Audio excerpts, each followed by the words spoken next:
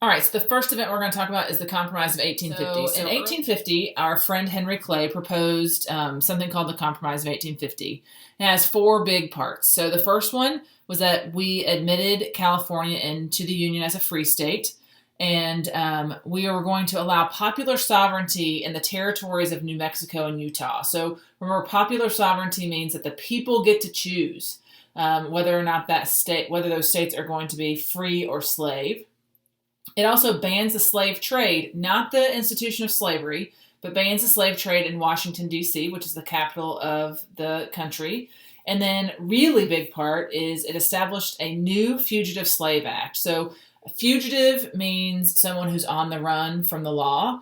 And what was happening was a lot of slaves were running away. And so the South was looking for some legal support to make sure that if a slave ran away, that they had to be returned to their owner. Now, this is a little tricky because it's hard to know, number one, if an African American person is indeed a slave. Some people had free papers, some people did not. So there were oftentimes that free men were actually kidnapped and sold into slavery because there were some incentives within this Fugitive Slave Act. So it's tricky to know who's free and who's slave. And number two, it is hard to know what slave belonged to what person, if indeed they were a slave. So the Fugitive Slave Act is pretty tricky. But here are some of the big pieces and parts to it. Everybody has to help catch and return runaway slaves. So this includes people in the North. This includes people called abolitionists. Abolitionists were people who wanted to abolish or get rid of slavery. This includes slave owners. So if I owned a slave and it ran away and it was found on someone else's property, that person had to return it to me. They couldn't just keep my slave as their own.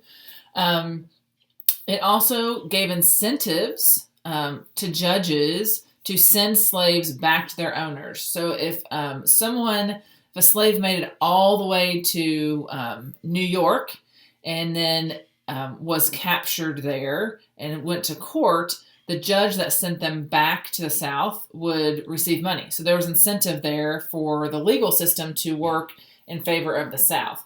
Now, there were people, again, it was hard to know whether people were free or slaves. So there were times that innocent people were taken to court as a runaway or a fugitive, and they were sent, quote, back to slavery, and they had never been slave. They had been born free. So that happened lots. If you were someone who helped a slave, you could be sent to jail yourself, or you could be fined.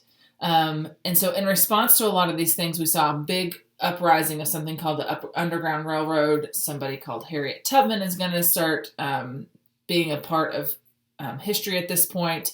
And it sort of became a quiet way for people who did not agree with slavery to sort of express their disapproval, but it was a risk for them. So the Fugitive Slave Act was definitely sort of the most, the part of the Compromise of 1850 that's going to pull the country apart a little bit more, lead to that idea of sectionalism even more. It's really going to start dividing the North and the South. So those are four big parts of the Compromise of 1850.